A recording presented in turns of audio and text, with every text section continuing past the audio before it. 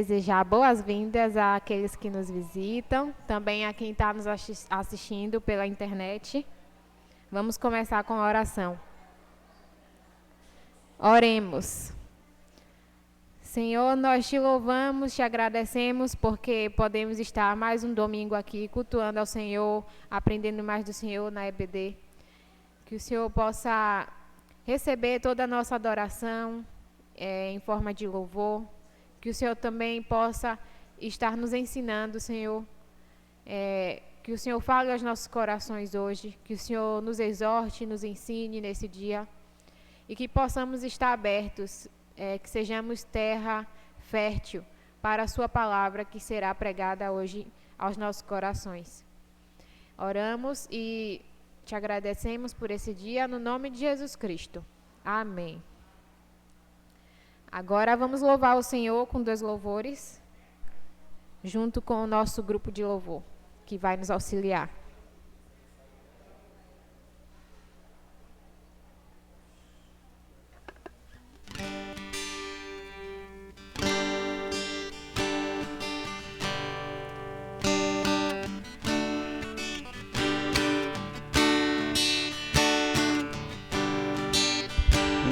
Um, dois, três. Bom dia, irmãos, sal da igreja, com a graça e a paz do Senhor Jesus. Convido os irmãos a estarem se colocando de pé para estarmos louvando a nosso Deus.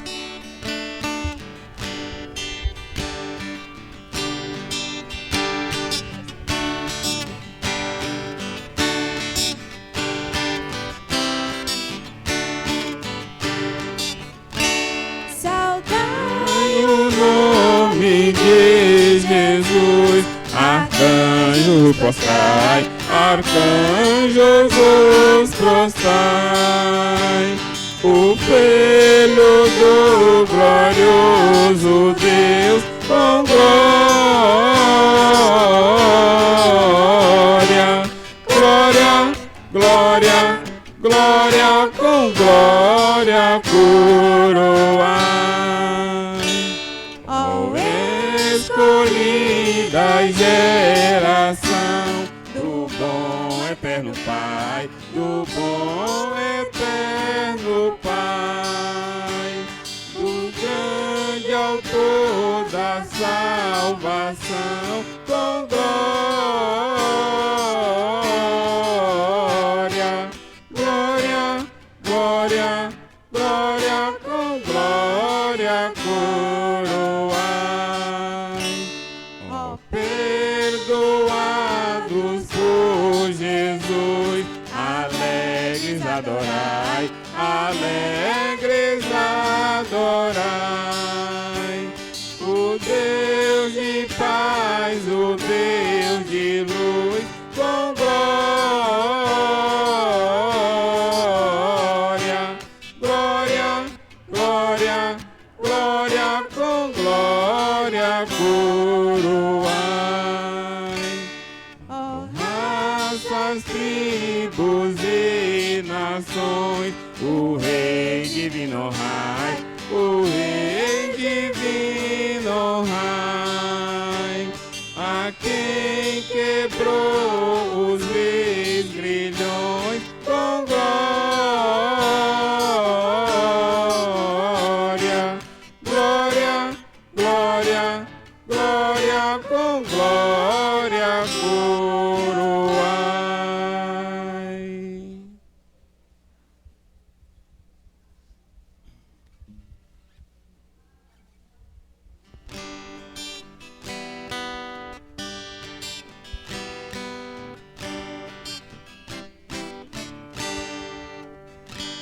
Se os Problemas parecem não ter solução, quando as mágoas inundam o teu coração, há alguém que atende a tua oração, Jesus Cristo, o Mestre Senhor. Ele é dono da chuva, do sol e do ar, é o Senhor da alegria, da dor do chorar. Ele é céu e do mar. É Senhor das crianças, das preces, dos hinos. Ele é meu e também teu Senhor. Ele é o caminho, a verdade, a luz. Abre teu coração e recebe a Jesus. Tua vida é Cristo que agora conduz, pois é Ele teu mestre e Senhor. Ele é dono da chuva, do sol e do ar. É Senhor da alegria, da dor, do chorar. Ele é dono dos montes, do céu e do mar. É o Senhor das crianças, das preces, dos hinos. Ele é meu e também teu Senhor. Como é bom caminhar nesta luz, nesta paz. Ele vive pra sempre, me satisfaz. Eu sou dele, a vida que ele me traz é segura, pois ele é Senhor. Ele é dono da chuva, do sol e do ar. É Senhor da alegria, da dor, do chorar. Ele é dono dos montes, do céu e do mar. É o Senhor das crianças, das preces, dos hinos. Ele é meu e também teu Senhor.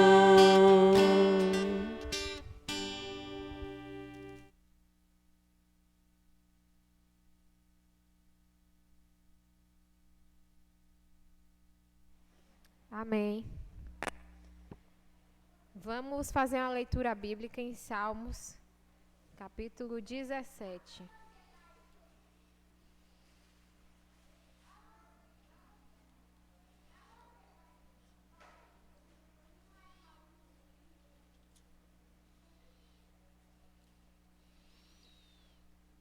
Salmos 17.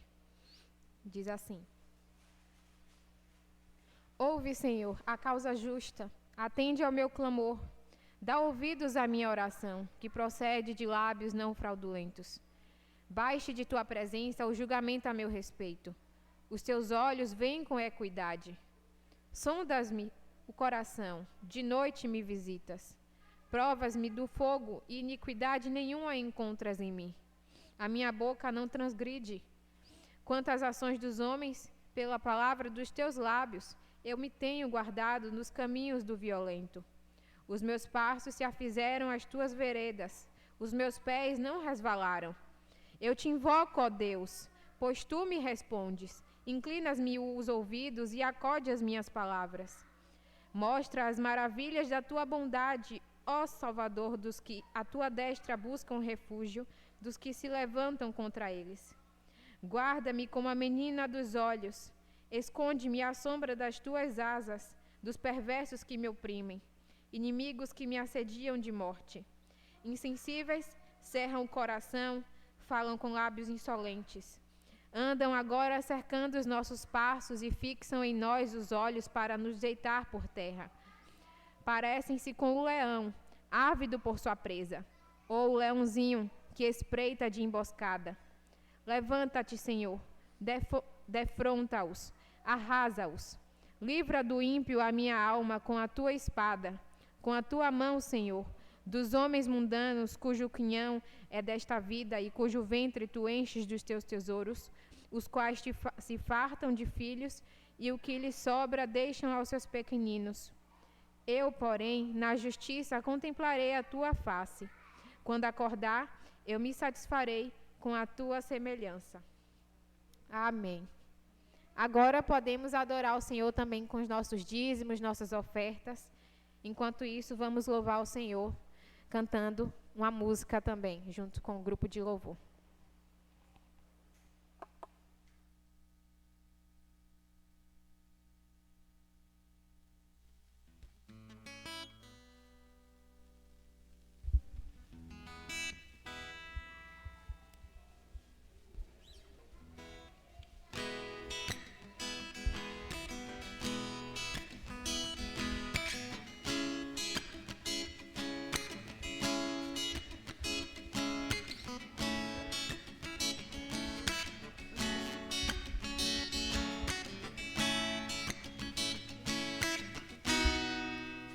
Quero louvar-te, sempre mais e mais quero louvar-te, sempre mais e mais, buscar o teu querer, tua graça conhecer, quero louvar-te, quero adorar-te, sempre mais e mais quero adorar-te, sempre mais e mais, buscar o teu querer, tua graça conhecer, quero adorar-te.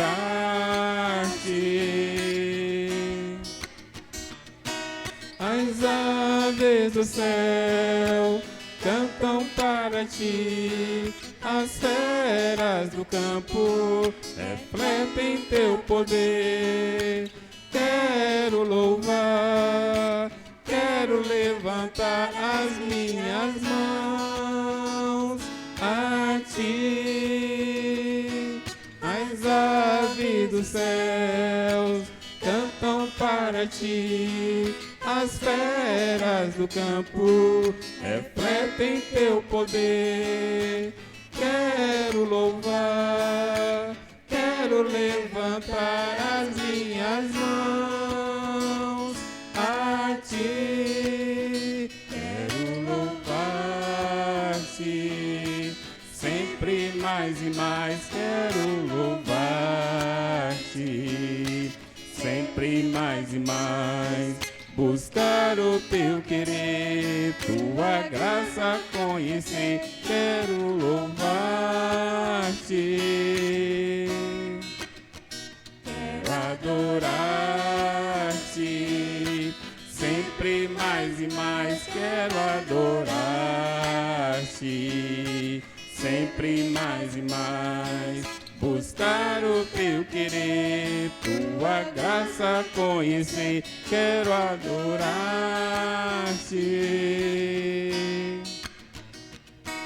As aves do céu cantam para ti, as feras do campo refletem teu poder. Quero louvar, quero levantar as minhas mãos a ti. As aves do céu cantam para ti, as feras do campo refletem teu poder. Quero louvar, quero levantar as minhas mãos a ti. Quero louvar-te,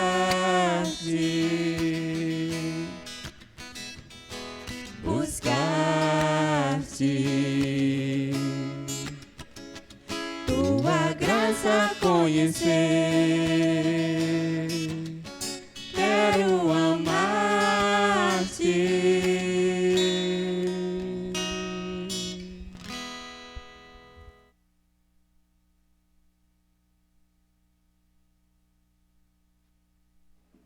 Amém.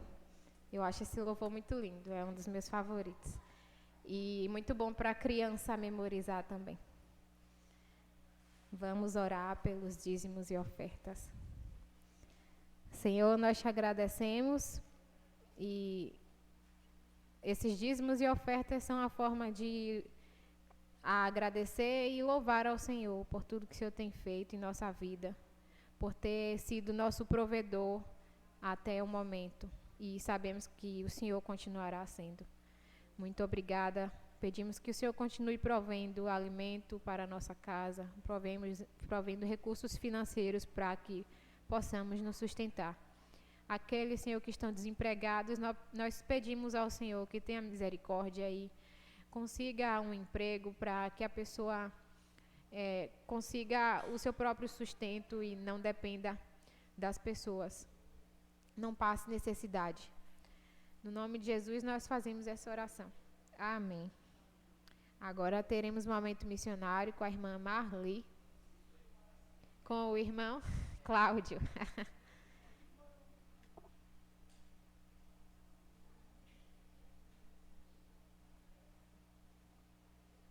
Graças, paz, irmãos, bom dia a todos.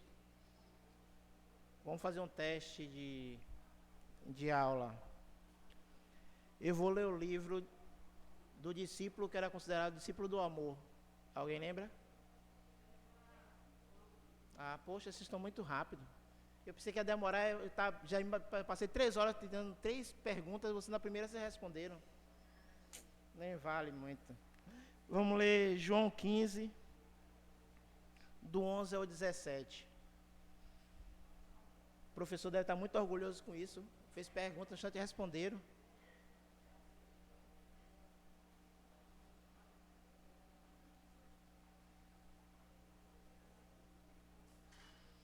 Que fala assim: tenho-vos dito essas coisas para que meu gozo esteja em vós e o vosso gozo esteja completo. O meu mandamento é este: que vos ameis uns aos outros, assim como eu vos amei. Ninguém tem maior amor do que este, de dar a alguém a própria vida em favor dos seus amigos. Vós sois meus amigos, se fazeis o que eu vos mando.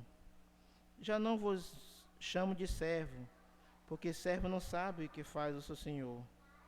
Mas tenho-vos chamado amigo, porque tudo que ouvi de meu Pai vos tenho dado a conhecer. Não fosse vós que me escolheste a mim, pelo contrário, eu vos escolhi a vós outro, e vos designei para que vede e dei fruto, e vosso fruto permaneça, a fim de que tudo quanto pedisse ao Pai, em meu nome, Ele vos conceda. Isso vos mando, que vos ameis uns aos outros. Glória a Deus por isso. Nós sabemos que João era um discípulo que Jesus sempre tinha um apreço muito grande por ele e é conhecido como o discípulo do amor. Né? Tanto que na carta dele ele fala: meus filhinhos, meus filhinhos, meus filhinhos. Então, eu vim aqui à frente para falar a respeito do continuar o trabalho missionário, do missionário e pastor Gabriel Lamoso, que está fazendo um trabalho missionário junto com sua esposa e agora com seu filho, né? Acho que já nasceu, né? Seu filho já nasceu. E também a respeito do que ele está fazendo um trabalho também de futebol. Então, assim, eu me identifico muito com isso, que ele está usando o futebol como artifício de levar o evangelho nesse local que ele está fazendo a missão. Ah, sim, vamos marcar um amistoso lá com ele. Então, vim também falar a respeito do livro, da biografia da Igreja Batista Regular Betânia de Portão, que a missionária Railda conseguiu fazer. Então, esse livro, nós estamos tentando vender ainda, que tem alguns exemplares aqui, e nesses exemplares nós conseguimos até um preço mais em conta. Se algum de vocês quiser presentear alguém para conhecer a história da nossa igreja, é só falar com a irmã Marli e falar comigo, que nós estamos fazendo um preço bem legal mesmo, para poder passar adiante a história e também ajudar a missionária a fazer o pagamento da livraria, certo? Então eu vou orar agora pela manhã, agradecendo a Deus pela vida dos irmãos, pela contribuição que os irmãos estão dando aos missionários, tanto em oração quanto financeiramente. individualmente, como nós sabemos, alguns irmãos dão individualmente, e também damos em conjunto com a igreja. Então eu vou orar a respeito disso. Oremos. Senhor Deus maravilhoso, mais uma vez agradeço, Senhor, pela oportunidade de estar aqui à frente. Muito obrigado, Senhor, por fazer parte dessa congregação, essa casa de oração que o Senhor disponibilizou aqui em Portão. Nós sabemos que a palavra do Senhor edifica e penetra como espada. Então que essa palavra seja lançada, assim como os missionários estão fazendo, Senhor. Que o Senhor possa proteger eles e guardar a família deles também. Que o Senhor possa nos direcionar para poder ajudar eles, tanto em oração quanto também financeiramente, Senhor. Muito obrigado, Senhor, pela vida do pastor Gabriel Lamoso, que o Senhor possa estar direcionando o teu servo a cuidar da sua família e também dar sabedoria ao teu servo para conduzir esse trabalho missionário, que nós sabemos que não é fácil, ainda mais com crianças e adolescentes, que o mundo inteiro está bombardeando para poder tentar desviar do teu caminho, Senhor. Eu agradeço, Senhor, pela vida da irmã Railda, da missionária Railda, que teve esse amor grande em fazer essa biografia para contar a história da nossa igreja, que nós possamos também estar ajudando ela, comprando esses exemplares e passando adiante sobre tudo que aconteceu aqui, para hoje essa igreja estar aqui em pé. Primeiramente, agradeço ao Senhor, porque só aconteceu porque o Senhor autorizou. Se não fosse isso, não estaria aqui. E segundamente, aos missionários que foi direcionado para aqui. Nossa igreja é uma igreja que foi fundada por missionário. Essa oração que eu faço, agradecimento ao Senhor por tudo, em nome do Senhor Jesus. Amém.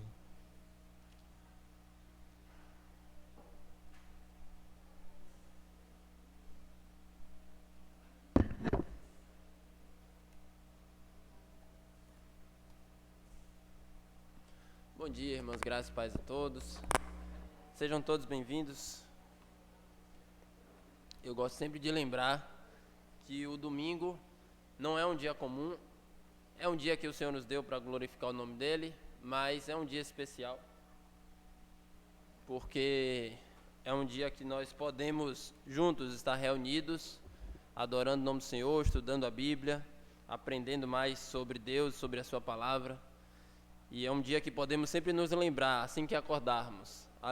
Alegrei-me quando disseram, vamos à casa do Senhor. Que esse sentimento esteja em nosso coração. Vamos aos nossos avisos.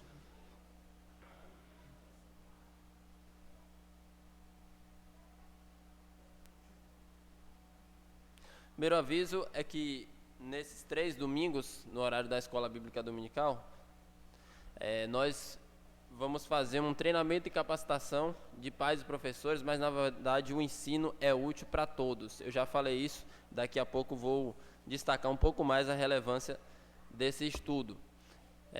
18, hoje, 25, próximo domingo, e no domingo seguinte, 2 de julho, nós vamos fazer esses estudos. Então, os professores, pais, crianças estarão todos juntos aqui conosco.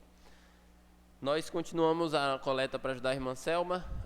Quem puder, tiver disposto no coração, pode procurar a irmã Marinalva, que ela tem uma lista. E no dia 8 de julho, nós temos um intercâmbio de jovens, da Ambreb de Jovens, com o tema Suportai-vos uns aos outros, na Igreja Batista Regular da Pituba. Eu não sei se tem a imagem aí, se não tiver também não tem problema, depois a gente pode mandar no grupo. 8 de julho, às 14 horas, na Igreja Batista Regular da Pituba. Os jovens interessados, por favor, falem comigo que a gente vai organizar o transporte. Vamos nesse momento orar e depois começar o nosso estudo. Deus, nosso amado Pai, te agradecemos, Senhor, porque nós somos uma família comprado com teu sangue. Te pedimos, ó Deus, a tua presença abençoadora em nosso meio. Te pedimos que o Senhor traga as bênçãos que nós precisamos, todas elas não apenas físicas e materiais, mas principalmente bênçãos espirituais. A bênção de te conhecer dia após dia, a bênção de conhecer o Senhor e a sua palavra, os seus feitos, as suas grandes obras e glorificar o teu nome aqui nessa terra. Nos ajude, Senhor, nesse momento para que o estudo que venhamos a observar e refletir agora venha a ser útil para a nossa edificação, para o nosso crescimento espiritual e também para que sejamos mais úteis no teu reino, no ensino e na instrução de crianças. Oramos assim em nome de Jesus. Amém. Bom, Em primeiro lugar, deixa eu abordar a relevância e a quem pode interessar esse estudo. A todos. É relevante e pode ser útil a todos. Por quê? O material que eu vou trazer serve, em primeiro lugar, para autoeducação, ou autodidatismo, ou autoedificação. Significa que você vai aprender não apenas para ensinar crianças, mas para você estudar mesmo. E eu já disse aqui outras vezes que o cristão deve ter o desejo de estudar. Por quê? Porque Deus nos deu um livro. Se ele quisesse algo diferente, ele não teria feito dessa maneira. Eu gosto de citar repetidas vezes o Salmo 1. Antes, tem o seu prazer na lei do Senhor e na sua lei medita de dia e de noite. Obrigado. Então, nós temos o dever de continuamente estudar, porque Deus nos deu a sua palavra em formato de livro. Até quando? Até morrer, até o final da vida. Então não existe você obter um diploma de formado em cristão. Concluí os meus estudos, agora acabei, não preciso mais estudar a Bíblia. Não, você vai estudar até o fim. Então por isso esses princípios que nós vamos estudar aqui hoje são úteis para você ensinar os seus filhos, seus netos, as crianças que você dá aula na igreja, mas também, em primeiro lugar, para a sua autoeducação. Porque antes de você educar alguém, você precisa se educar. Antes de você transmitir algum conteúdo, você precisa ter conteúdo. Então, por isso que eu começo dizendo que o conteúdo é relevante a todos. Talvez você possa dizer, irmão, mas eu não tenho um contato com crianças. Certo, mas o conteúdo te ajudará a ter uma vida de estudos, principalmente da palavra e de outros assuntos, de forma mais eficaz, eficiente e relevante. Então, eu normalmente começo e gosto de começar. Vamos ver se vocês já entenderam um pouco como eu começo os estudos. Qual é o primeiro tópico que eu abordo, só para ver se alguém já entendeu. Depois dessa pergunta, eu acho que vocês vão, nos próximos estudos, lembrar. Qual é o primeiro tópico que eu abordo em qualquer assunto? Conceito, exatamente. Para falar de uma coisa, eu tenho que dizer o que é. Não adianta eu tratar de um assunto vastamente e ficar uma pergunta na mente. O que é isso? Né? Então eu preciso estabelecer bases comuns, que é, estamos falando disso, precisamos entender juntos o mesmo conceito, a mesma definição sobre o que é. Nosso assunto hoje é educação por princípios. Educação por princípios é uma metodologia pedagógica cristã, mas eu vou esmiuçar, vou tornar a coisa mais minuciosa a partir do conceito de educação e a partir do conceito de princípios, que eu acho muito relevante. Você conseguiu botar o slide? Pronto, pode botar aí que, de acordo com o que eu for falando, você vai passando. Primeiro, o conceito, já pode passar um só. Qual é o conceito de educação? Educação vem de educare, que significa educar, instruir, criar. Essa palavra é composta de duas. Vem de ex ducare, do latim, que, como eu disse, vem de guiar, conduzir ou liderar. A ideia é de você guiar alguém para fora de si, introduzir alguém ao conhecimento, ao mundo. Seria mais ou menos levar uma pessoa para fora de si mesma e mostrar o que existe além dela.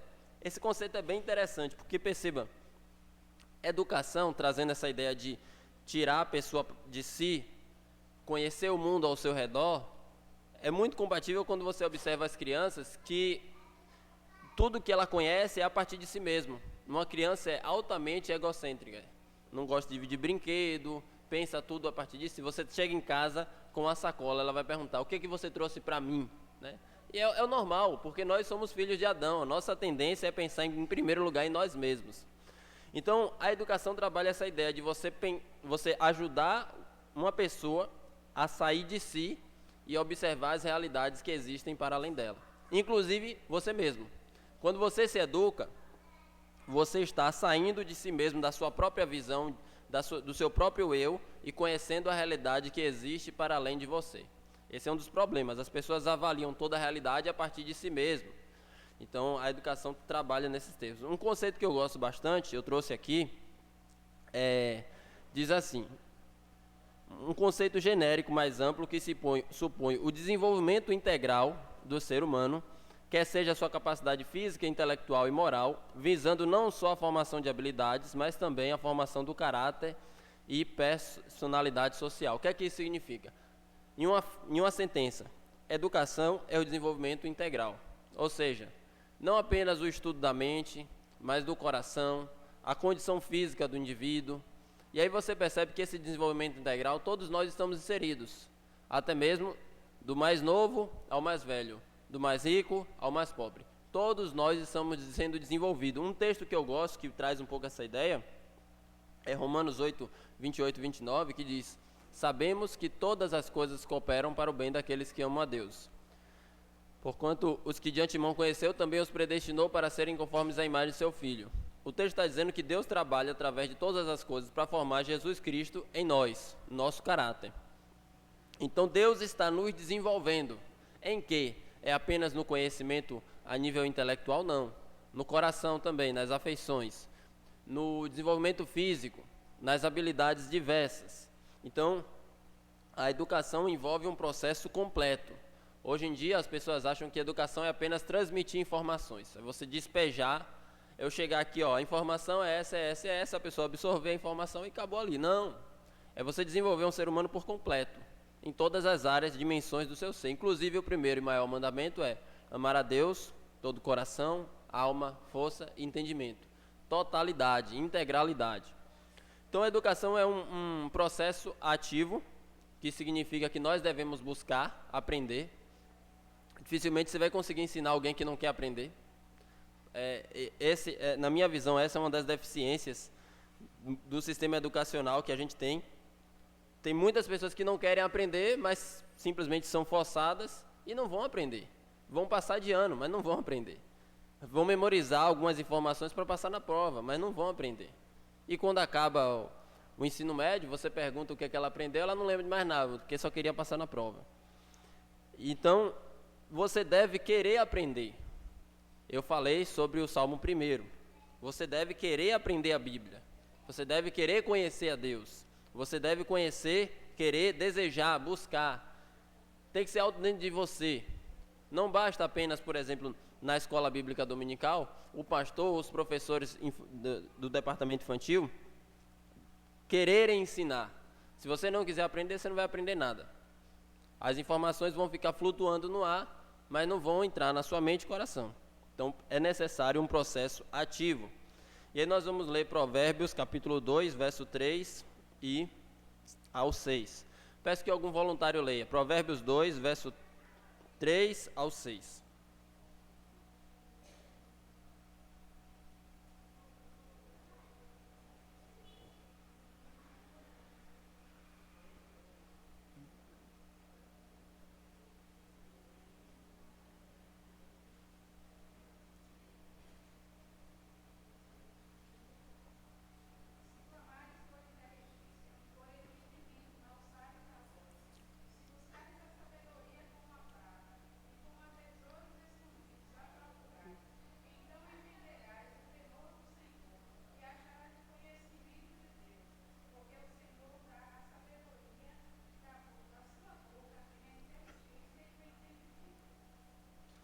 Amém. Olha que texto maravilhoso. Se você clamar, se você buscar, o que é que vai acontecer? Deus vai dar.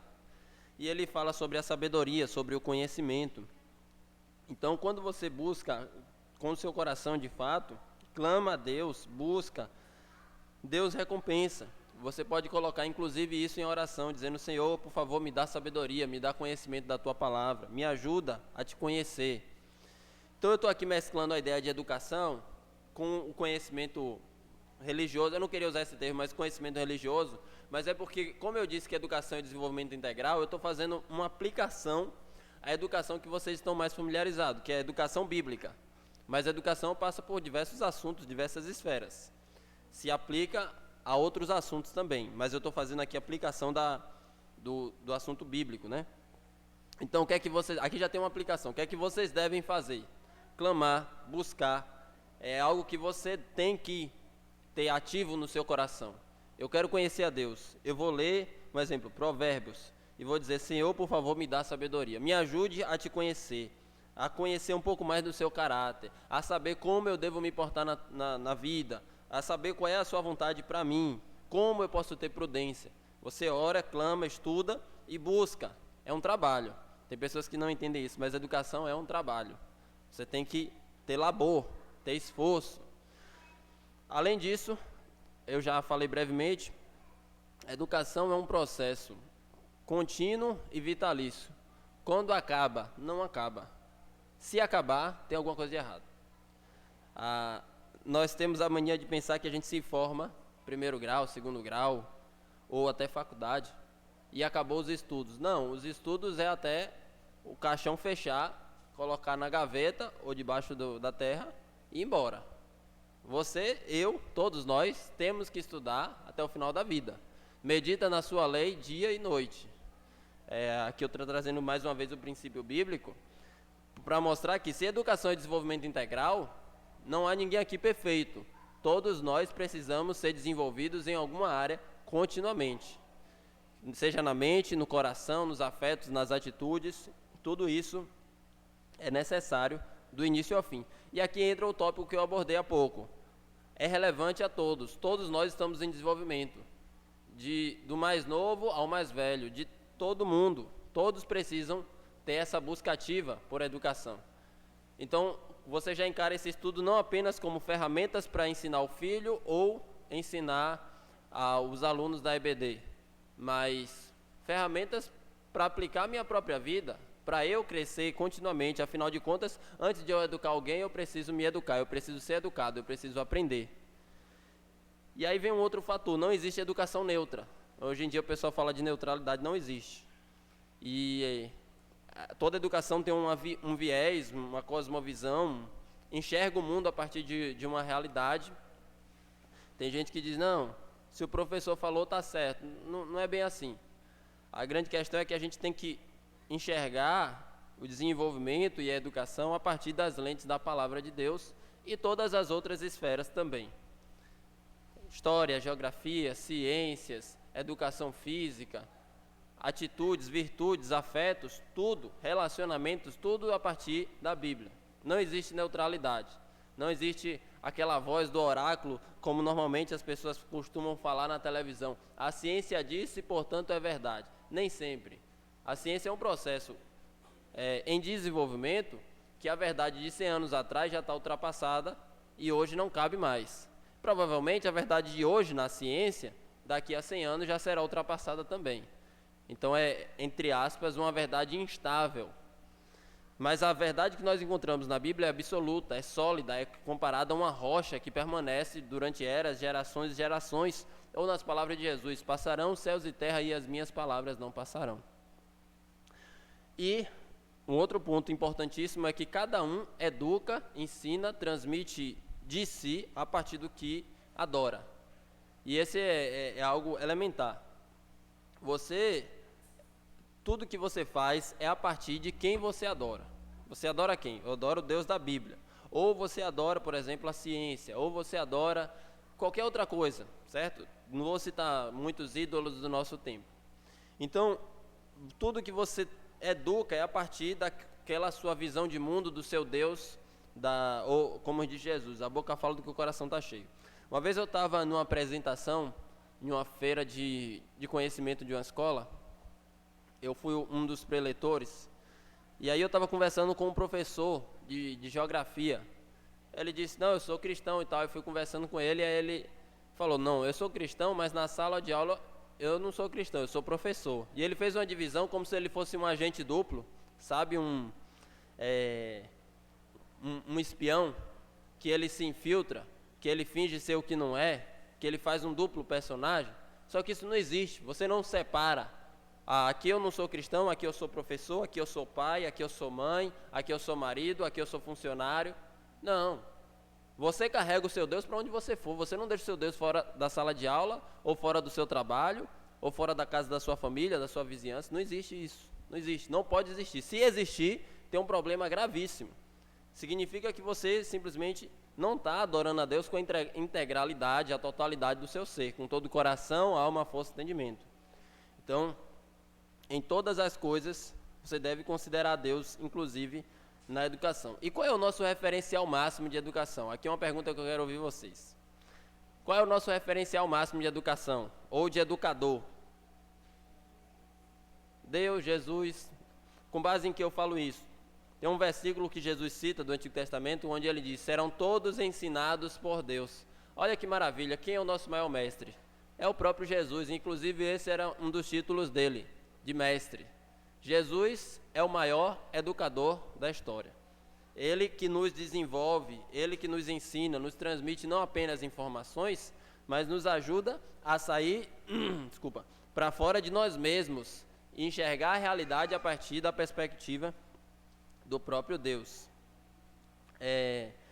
E ainda, o objetivo da educação verdadeira, autenticamente cristã, é formar Cristo em nós. Seja numa escola bíblica dominical, seja em qualquer área do conhecimento. É você ter a mentalidade de Cristo. E em todas as coisas considerar, desenvolver um ser humano para glória de Deus. Em todas as coisas, aquele indivíduo, aquele ser humano, seja você mesmo, seja seus filhos, netos, seus alunos, onde Deus te pôr, que seja para a glória de Deus, em tudo que Deus te concedeu. Então, aqui eu basicamente trabalhei a ideia de educação, agora vamos para a ideia de princípios. Vamos por partes. Educação por princípios. Princípios são fundamentos, fundação, aquilo que sustenta uma afirmação. Se você fala alguma coisa, alguém te pergunta, qual é o princípio disso que você está falando? O que é que está dando base, sustentação para a sua afirmação? É algo que serve como regra de um sistema. E eu trouxe um conceito do dicionário Webster que diz assim: no sentido figurado, um princípio também pode ser comparado a uma semente.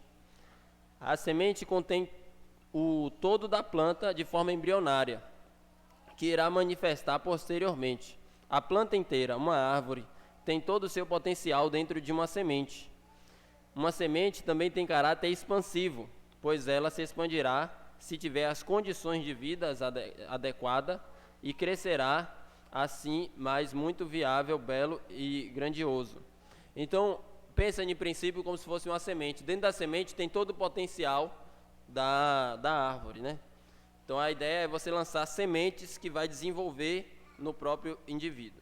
Eu falei sobre, no início, que a educação por princípios é uma proposta pedagógica cristã que auxilia a estudar diversas áreas do conhecimento, todas a partir de uma cosmovisão cristã. É caracterizada por princípios que são extraídos da palavra de Deus e por ferramentas que visam desenvolver o estudante integralmente. Estudante quem? Você, seus filhos, seus alunos, qualquer pessoa que Deus te entregou. E aí quais são os objetivos, né? Tudo que a gente fala, a gente tem que ver o objetivo. Aqui a gente trabalhou apenas a ideia do conceito. Qual é o objetivo? Colocar a palavra de Deus no coração de cada área do conhecimento. Pensa assim, por exemplo, você liga o jornal, aí está passando lá sobre política, sobre economia, sobre qualquer assunto, sobre segurança pública, a violência subiu, cresceu. Como você compreende aquele assunto a partir da Bíblia? Que a Bíblia fala alguma coisa. A Bíblia não é exaustiva, não fala tudo sobre tudo, mas a Bíblia dá princípios. O que a Bíblia fala sobre segurança pública, sobre política, sobre economia? E a gente tem que ter noção, porque senão quem vai formar a nossa mentalidade é o William Bonner, é o Jornal Nacional, é quem quer que seja. É o professor da universidade, é Paulo Freire ou qualquer outro. Quem tem que formar a nossa mentalidade é Deus por meio da sua palavra, através de princípios. Ensinar o aluno como pensar e como aprender. Isso é algo interessante, porque hoje em dia, muito do que é feito nas escolas é apenas transmissão de conteúdo. Mas eu não vejo tanto você ensinar o indivíduo a ser um autodidata, a aprender por si só. Vou citar um exemplo daqui da igreja, né? A gente está trabalhando no grupo dos homens como estudar a Bíblia e como pregar. E a gente está estudando como ler a Bíblia nas epístolas. Epístola de Paulo, epístola de Pedro, epístola de João. Nessa última semana a gente estudou como estudar a Bíblia a partir das narrativas. Qual é o objetivo? É que cada um consiga pegar a Bíblia e entender, sem depender do pastor ou de quem quer que seja. Então é isso que a gente deve buscar. Não é uma eterna dependência do professor, do pastor ou de quem quer que seja. é você dizer assim, ó, o caminho para você aprender é esse. Você abriu lá no Evangelho de João. Como é que você vai ler o Evangelho de João? Você vai observar esses elementos, você vai considerar esses fatores, e você vai ajudar a pessoa a caminhar sozinha no Evangelho de João, Marcos, Lucas, Atos, 1 Samuel, os Reis, qualquer livro que seja, ou nas epístolas. Então é essa a ideia, você desenvolver a pessoa para não depender de você. Mas quem? Seja uma criança, seja um adulto, seja você mesmo. É isso que é o fantástico da educação. Você liberar o potencial de indivíduo, ensinar como pensar e como aprender, formar um caráter cristão, construir uma visão de mundo a partir da Bíblia e habilitar pessoas com disposição de servir para a glória de Deus. O objetivo final da educação por princípios é fazer do estudante um autodidata capaz de aprender por toda a vida. Então significa que a pessoa vai fazer uma caminhada, no assunto que ela tiver um pouco de noção, ela vai conseguir caminhar e aprender. Não quer dizer que ela vai saber tudo de tudo, a ideia não é essa, mas ela tem alguns princípios que ela consegue andar sozinha, não ficar dependente sempre de outra pessoa. Esse é o objetivo. Por quê? Porque você, quando vai ler a Bíblia sozinho, você não precisa depender do pastor ou do professor da escola bíblica dominical ou de qualquer outra pessoa, do líder de homens, de mulheres, de jovens, enfim, do líder do grupo de intercessão. Você precisa depender somente do Espírito Santo. E isso, nas outras áreas, claro, pessoas podem nos ajudar com certeza. Tem profissionais que estudam para nos ajudar, sim, com certeza. Mas a ideia é que você não seja um eterno dependente dos outros. E aí nós chegamos aos princípios, que são 7. São 7 princípios. Pode começar a colocar. Vocês vão ver que são todos princípios baseados na própria Bíblia. Primeiro princípio, da soberania.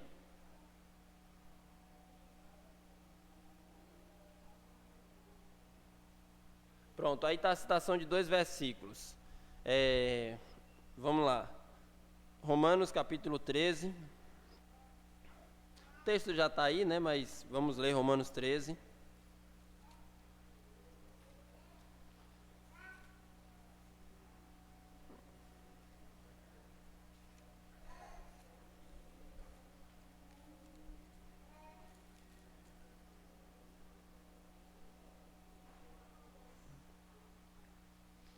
Romanos 13, verso 1 e 2 é o texto que está aí projetado. Todo homem seja sujeito às autoridades superiores, porque não há autoridade que não proceda de Deus, e as autoridades que existem foram por ele instituídas. De modo que aquele que se opõe à autoridade resiste à ordenação de Deus, e os que resistem trarão sobre si mesmo condenação. Além desse texto, tem um outro, peço que algum voluntário leia Daniel 2, verso 20 e 21.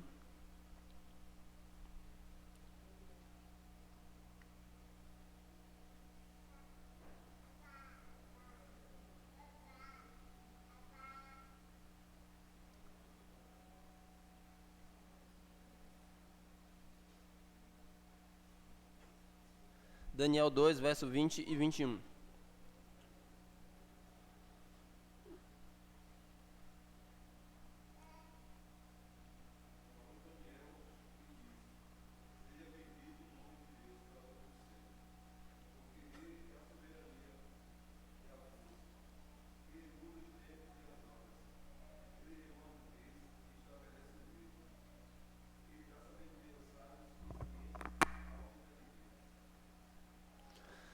São 2 textos que mostram uma mesma ideia. Deus é a autoridade máxima, suprema, acima de tudo, acima de todos, e Ele é soberano. Deus reina, Deus é absoluto, Deus cumpre toda a sua vontade, ninguém vai lhe frustrar os seus planos. Ele é o Senhor, Ele sustenta a criação, Ele sustenta tudo que existe. Inclusive, as autoridades existentes foram instituídas por Deus. Ele coloca rei, Ele tira rei, Ele coloca todas as autoridades em todas as esferas. Quando você pensa em autoridade, você pode pensar a partir de esferas. Autoridades civis, nós temos presidente, governador, prefeito, deputados, vereadores, temos juízes, né? até mesmo policiais, etc. São autoridades instituídas. Nós temos a esfera da família, o pai e a mãe. Nós temos a esfera da igreja, pastores e diáconos. Nós temos esferas com suas autoridades. Na esfera, por exemplo, da escola, é diretor, coordenador, professores, etc. Então, todas essas autoridades, dentro do plano da soberania de Deus, foram instituídas por Deus. E todas elas, um dia, vão prestar contas ao Senhor. Esse princípio nos ensina que, acima de tudo, Deus está governando, reinando soberanamente. Por exemplo, se você observa a história, seja a narrativa bíblica, seja a história secular, você vai sempre entender e considerar isso. Deus está acima de tudo, todos os eventos, até mesmo dos piores eventos na história da humanidade. Nós tivemos, por exemplo, 2 guerras mundiais. E onde estava Deus? Deus estava no mesmo lugar, assentado no trono, reinando eternamente. Então, esse princípio nos ensina que tudo deve estar submisso aos pés do Senhor. Nós e todo o conhecimento de Deus. Todos devem se submeter a Deus, mesmo diante das situações difíceis, mesmo diante das situações que nos causam tristeza. Pense numa situação como a que a gente viveu há pouco, na pandemia, onde milhões de mortos aconteceram, o mundo inteiro ficou em desespero, mas acima de todas essas circunstâncias, Deus continua reinando, governando, sendo a autoridade máxima. E tudo que exerce função de autoridade deve exercer a sua função em submissão ao Senhor, como quem deve prestar contas ao Senhor. Por exemplo, a Bíblia fala em Hebreus 13 e 1 Pedro 5, que os pastores vão prestar contas a Deus, os reis vão prestar contas a Deus, os policiais, aqui eu estou fazendo já a aplicação, todas as esferas de autoridades vão prestar contas a Deus, pai e mãe vão prestar contas a Deus. Então, o princípio da soberania nos lembra disso. Outro princípio, o princípio do caráter cristão. São 7 princípios. Se você quiser saber em qual nós estamos, tem uma sequência aqui, 1, 2, 3, 4, 5, 6, 7. O número maior é o que nós estamos no número 2. Então, vamos lá, o princípio do caráter cristão. Eu coloquei aqui 2 Coríntios 3, 18. Por favor, algum voluntário leia. Se quiser ler na Bíblia ou ler aqui, pode ficar à vontade.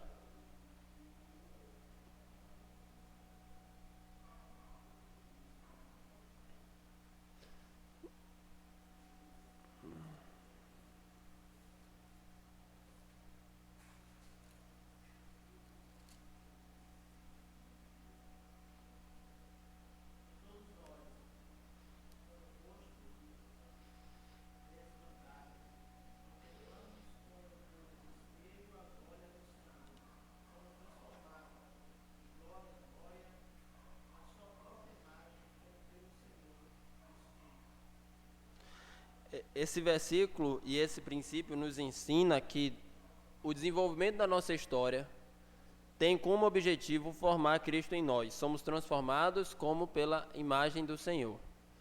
E outro que eu já citei, está aí também, Romanos 8, 28 e 29, todas as coisas cooperam para o bem daqueles que amam a Deus. E aí as pessoas acham que significa que no final a minha vontade será feita. Não, não é isso que o texto está dizendo. Significa que, apesar de sofrer ou passar por momentos felizes, circunstâncias adversas, seja por situações que eu não gostaria de estar ou situações que me fazem feliz, independente disso, todas as coisas cooperam para Deus formar, desenvolver Cristo em mim. É o que eu gosto de chamar de a pedagogia de Deus, a didática de Deus. Imagina, por exemplo, Jó. Passou por muitos sofrimentos e você conhece a história de Jó. Perdeu 10 filhos, perdeu todos os seus bens. Mas aquilo cooperou para o bem de Jó. Jó se tornou mais maduro e, nas palavras dele, eu te conhecia só de ouvir falar, agora meus olhos te veem. Por isso me arrependo, me abomino no pó e na cinza. Então a didática de Deus às vezes é dolorosa. Às vezes é uma didática que, se a gente pudesse, não escolheria passar. Mas com certeza é a melhor. Porque Deus é infinitamente mais sábio do que eu e do que você. Se nós pudéssemos escrever a nossa história, seria diferente. Mas quem escreveu a minha e a sua história foi alguém que não falha, alguém perfeito, alguém que possui toda a sabedoria do mundo. Então, o princípio do caráter cristão nos ensina que Deus possui um caráter perfeito e trabalha em nós para que tenhamos um caráter, uma moral semelhante à de Cristo. Deus revela a nós o seu caráter, as suas obras, e usa diversos meios para formar em nós o espírito trabalhador, de vencer as dificuldades, de refletir o caráter de Deus. É o que nós falamos aqui de forma mais popular e simples, quando você dá um bom testemunho sobre quem Deus é. Você é cristão e as pessoas observam isso no seu trabalho, na sua vizinhança. Não apenas porque você anda com a Bíblia debaixo do braço, mas por conta das suas atitudes. Porque quando alguém te dá um dinheiro a mais, você devolve e fala, não, você passou um troco a mais, R$10 aqui, ó, esse valor é seu. Quando alguém te dá alguma coisa indevida, você aponta claramente. Então você, com tudo isso, mostra o caráter de Jesus. Como isso se aplica à educação? Significa que a educação não visa apenas transmitir ideias e informações, mas desenvolver o caráter semelhante ao de Cristo. Em que área? Todas. Desde a leitura bíblica, ao estudo de história, conhecimento, geografia, ciências, artes, educação física, todas as coisas visam formar Jesus Cristo em nós. Ou, Romanos 8, 28 e 29, todas as coisas cooperam para o bem daqueles que amam a Deus. A educação tem esse objetivo. É como se Deus estivesse esculpindo a estátua, e essa estátua em nós é o rosto de Jesus, o ser mais belo que existe, com a sua moral, com as suas virtudes, de acordo com toda a sua glória e seu esplendor. Então isso ensina também o princípio do trabalhador. Você, por exemplo, pegar em uma classe de crianças, você pode ensinar a pequenos atos a trabalhar. Apaga aqui o quadro para mim, pega ali um copo de água para sua amiguinha, faz isso, carregue isso aqui, e vai desenvolvendo o caráter, com o serviço, com a disposição de trabalhar. Isso numa classe de ABD infantil, isso com seus filhos, com seus netos, com pequenas coisas, você vai mostrando a importância do trabalho, a importância de servir, a importância de imitar Jesus. Aí mais uma vez citando a didática de Deus, né? Jesus, sendo Senhor e Mestre, se ajoelhou e lavou os pés dos seus discípulos. E com isso ele disse, eu não sou Senhor, mas eu estou ensinando vocês a servirem, eu quero que vocês façam o mesmo. Então nós devemos imitar isso por meio do exemplo de Jesus, servindo, trabalhando, fazendo todas as coisas à semelhança do caráter de Jesus. Considerando, por exemplo, para as crianças o seguinte, você acha que Jesus faria o que você fez? Ou Jesus aprova o que você faz, o que você fez? Considerar não apenas a ideia de certo e errado, o que você fez é bonito, é feio, é certo, é errado. Não, o padrão máximo é Jesus. Você não pode fazer isso porque desaprova ou desagrada a Deus. Deus não gosta, então a criança e você mesmo leva a considerar sempre em primeiro lugar o que é que agrada a Deus.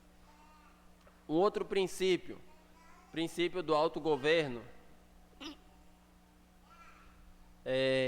Um voluntário leia, por favor, Gálatas 5, 22 e 23.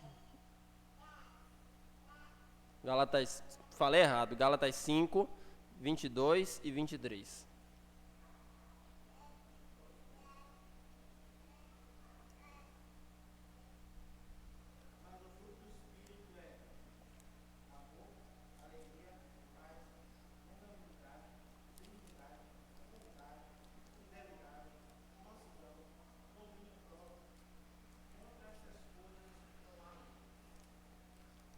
Um dos aspectos do fruto do Espírito é o domínio próprio.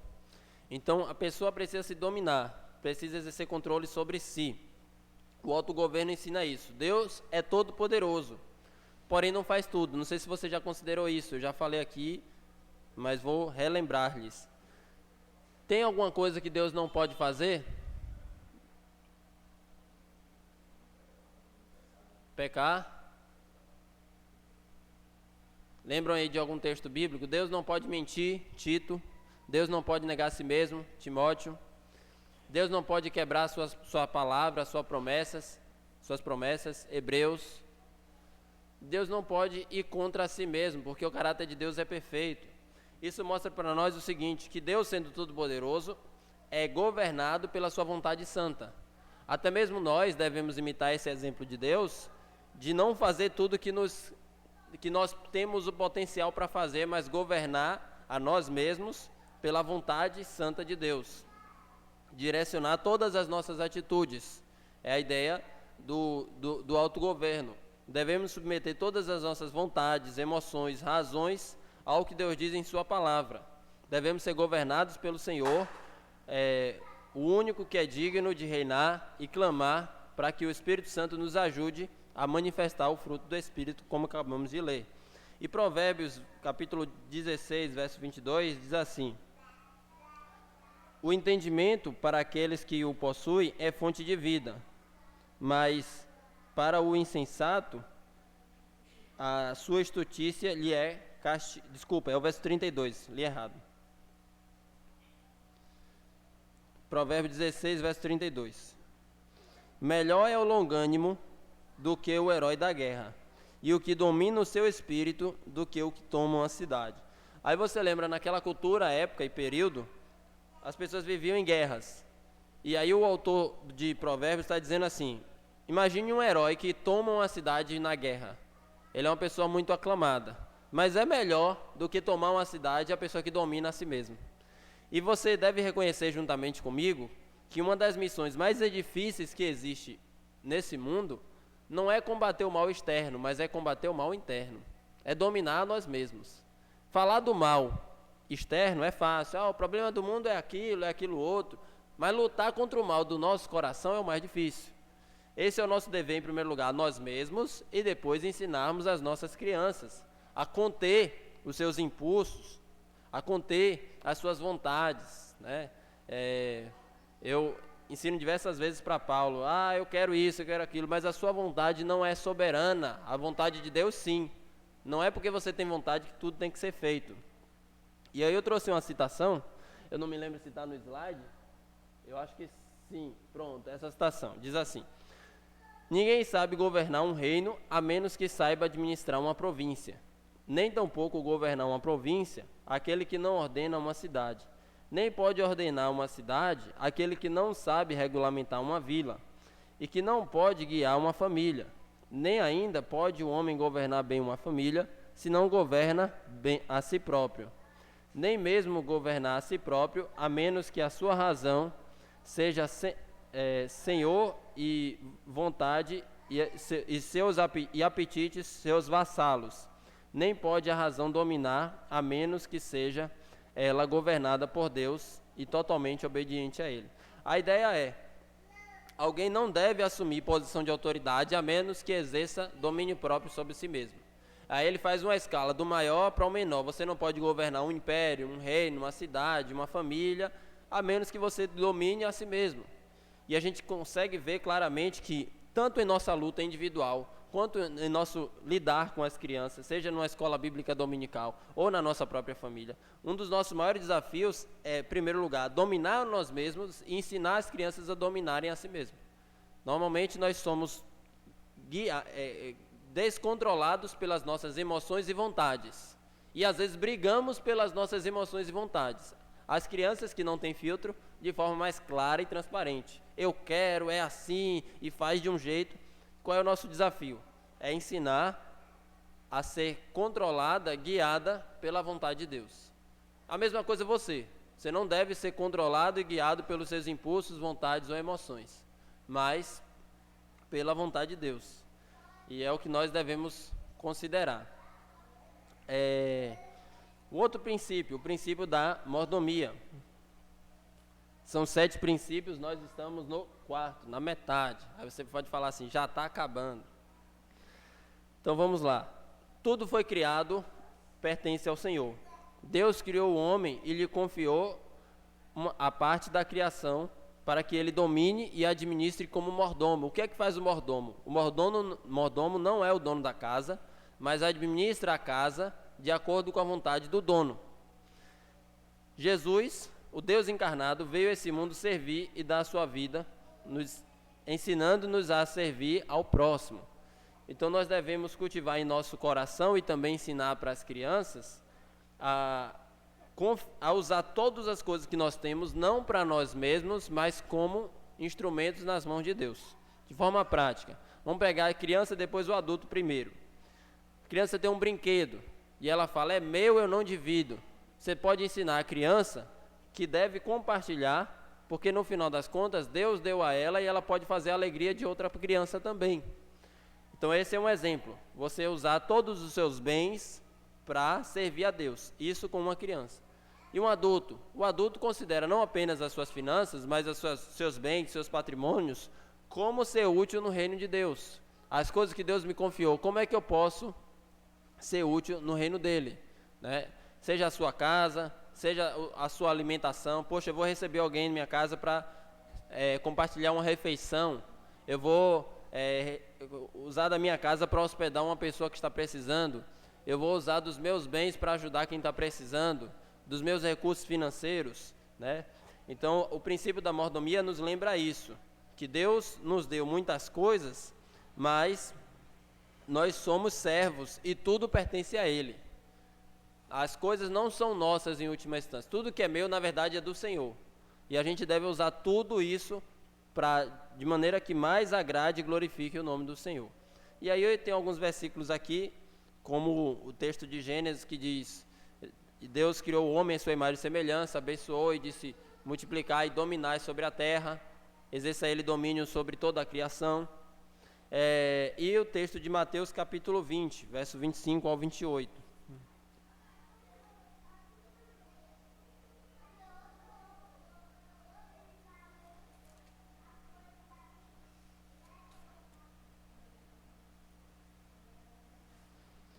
Mateus 20, verso 25 ao 28.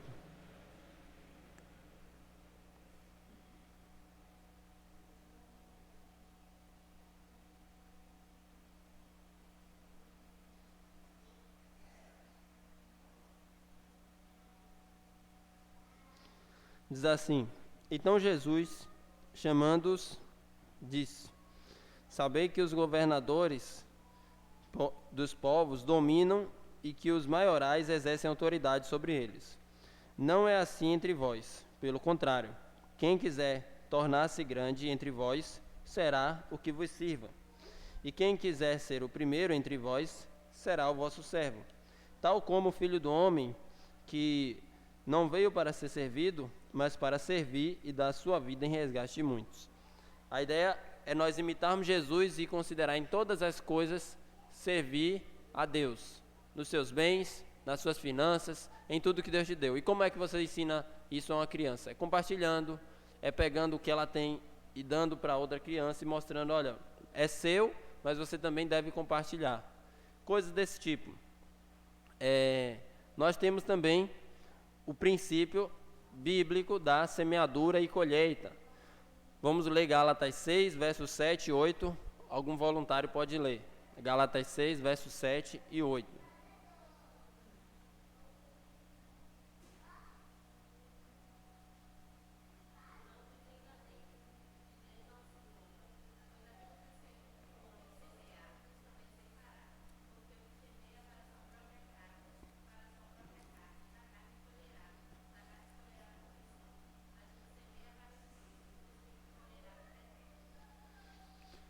O princípio é muito simples. O que você semeia, você vai colher. Isso na vida. Pensa, por exemplo, na sua vida a nível profissional. Se você não semeia muito, você certamente, provavelmente, não vai semear muito. Mas se você semeia muito, existe a probabilidade muito grande de você colher muito. Na sua vida, por exemplo, espiritual, você semeia pouco, você vai colher pouco. Se você semeia muito, você vai colher muito. É o que Deus mostra, a questão da sua justiça em responsabilizar o homem de acordo com as suas obras. Tudo que a gente planta, a gente vai colher. Isso não significa que será de imediato nessa vida. Tem pessoas que vivem como quer e às vezes acham que vão ser felizes para sempre, mas quando morrem vão colher na eternidade os frutos das suas ações no tempo presente. Então, isso é o que Deus ensina claramente: o que você plantar, você vai colher. Nem sempre será na vida presente imediata, mas a colheita passa por pelo menos 2 fatores. O primeiro é tempo. Cada semente tem a sua época e tem o seu tempo de frutificar e germinar. E tem a questão da multiplicação. Cada semente produz uma planta cheia de frutos e cada fruto possui sementes. A ideia é que você semeia, você vai colher lá na frente, em um tempo, em uma quantidade. Pensa, por exemplo, na sua saúde. O que é que você planta a vida inteira para colher quando você está em idade mais avançada? Ou em diversas outras áreas, nas suas finanças, como eu mencionei, no seu trabalho, na sua vida espiritual. O que é que você planta para você colher? Isso você ensina para uma criança também. Você primeiro aplica a você e depois você ensina para os seus filhos, para os seus netos, para os seus professores. O que você plantar, você vai colher. Nós, por meio disso, devemos nos arrepender das nossas más obras, dos nossos pecados, e passar a cultivar boas obras que glorificam a Deus. E caso a gente sofra algum efeito mal do que nós plantamos, simplesmente devemos aceitar e não cometer o mal novamente. Pensa no exemplo, uma pessoa que se embriagou e dirigiu bêbada, colheu como fruto do seu plantio um acidente onde ela morreu ou infelizmente causou mal a outra pessoa. É o que acontece. Como eu disse, nem sempre todas as suas atitudes serão recompensadas nesse tempo presente, mas existe a eternidade onde Deus vai fazer cada um colher de acordo com as suas obras. E tem o texto que eu coloquei também, Apocalipse 20, verso 12, cada um será julgado segundo as suas obras. Significa que nós vamos fazer boas obras para ser salvo? Não, de maneira nenhuma. Significa que Deus responsabiliza cada um segundo o que faz. E nós devemos entender isso, aplicar ao nosso coração e também ensinar isso para as próximas gerações. Você não pode fazer isso porque isso tem consequências. Você deve fazer isso porque fazendo dessa maneira você vai colher isso lá na frente. E aí você reavalia inclusive a sua própria vida. O que você está plantando hoje para colher amanhã? Ou o que você está colhendo hoje que você plantou ontem? Esse princípio passa por toda a Bíblia. No exemplo de Davi, ele cometeu adultério com Batseba e mandou matar o marido dela, Urias. Ele colheu como fruto, de imediato, a sua família foi desunida, o seu filho Absalão matou o irmão Aminon, na verdade o irmão Aminon, o filho de Davi, Aminon, estuprou a outra filha chamada Tamar, o outro filho matou Aminon, e aí o Absalão depois voltou e ainda fez uma rebelião contra o próprio pai. E depois que Davi morreu, ainda teve filho contra filho, como o Salomão contra outro filho de Davi, né? Então aí a gente vê que a família de Davi foi completamente devastada por conta dos efeitos dos seus pecados. E a gente tem outros exemplos na Bíblia, como os filhos de Eli, Ofni e Finéias, etc. Então a gente tem que tomar muito cuidado com o que a gente está plantando. Você pode pensar isso nas diversas esferas da sua vida. Sobre o seu casamento, o que é que você está plantando? Ou o que você está colhendo? Então você deve considerar tudo isso. E aí nós chegamos a um próximo princípio, que é o princípio da individualidade, que diz o quê? Deus é único e Ele criou o homem à sua imagem e semelhança, e cada um de nós possui individualidade. Deus não nos criou para sermos massa, sem qualquer diversidade ou identidade, mas para nós nos criou como seres únicos, com dignidade, de acordo com a imagem e semelhança de Deus. Então, cada um aqui é diferente. Cada um possui uma história, uma biografia, gostos, personalidade, possui uma visão de mundo em pequenas coisas diferente. Nós vamos lá para Deuteronômio capítulo 6, versículo 4.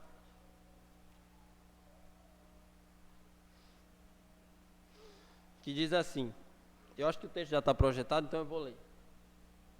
Ouve Israel, o Senhor nosso Deus é o único Senhor. Deus é único, Deus é singular. E aí tem um texto que Deus criou o homem em sua imagem e semelhança, Gênesis 1, 27. Significa que nós somos seres únicos.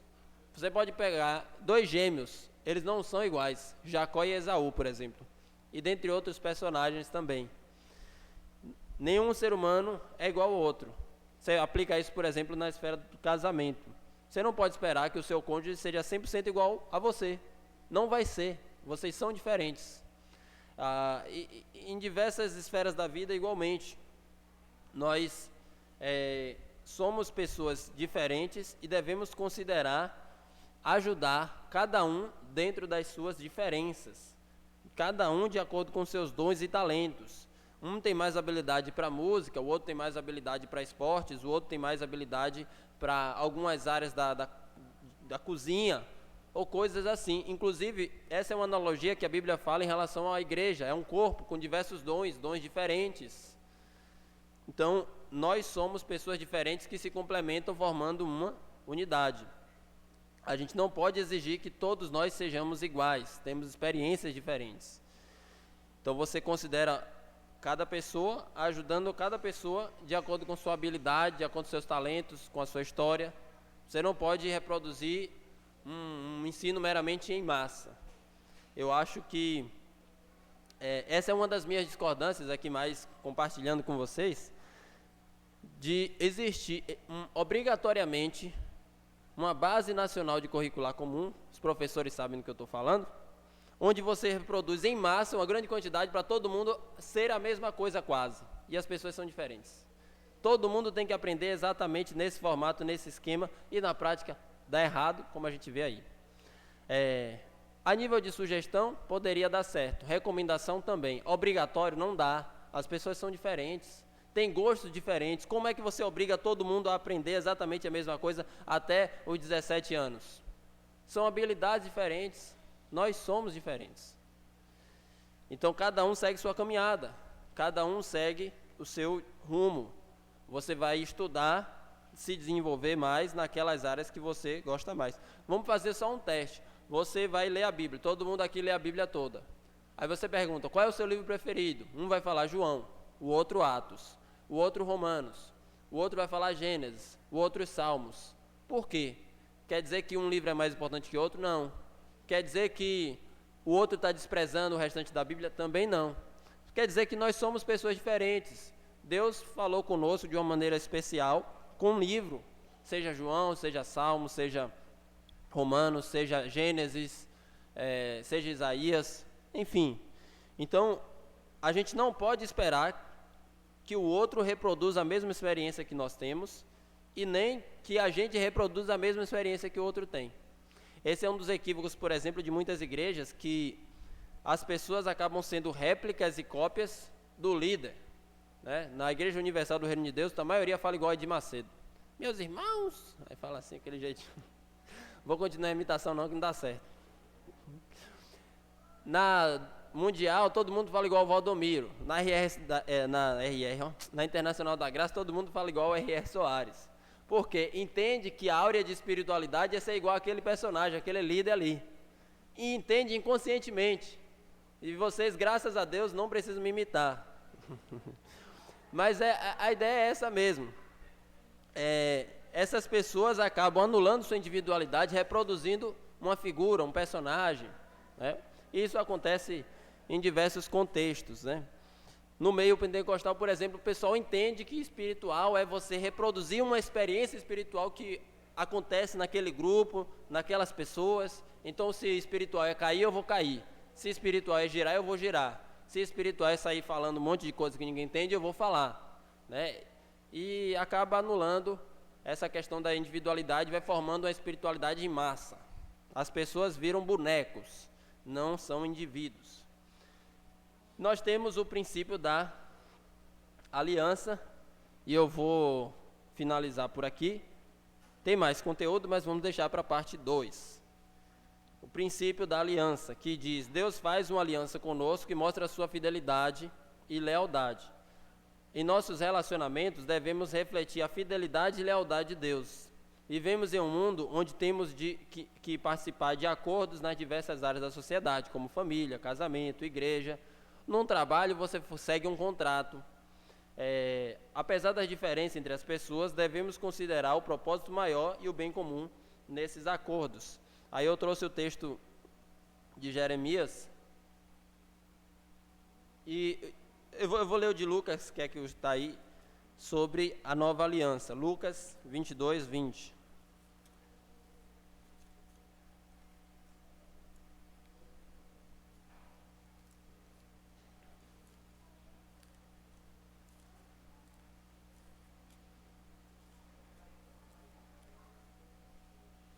Lucas 22, 20 diz assim: Semelhantemente, depois de cear, tomou o cálice, dizendo: Este é o cálice da nova aliança no meu sangue derramado em favor de vós. Então, toda vez que você tomar a ceia, se lembre que Deus fez uma nova aliança com vocês. Você deve aplicar isso da seguinte maneira: nós devemos ser leais, fiéis e honestos em nossos relacionamentos. Devemos cumprir nossa palavra, devemos ser transparentes, devemos dialogar uns com os outros. Então, você ensina isso para uma criança nas pequenas coisas. Diversas vezes eu faço com o Paulo o seguinte, vamos fazer um acordo. E aí eu faço um combinado. Ele cumpre a parte dele, eu cumpro minha parte. Tem momentos que eu dou uma palavra e depois me arrependo, mas eu cumpro mesmo sem querer.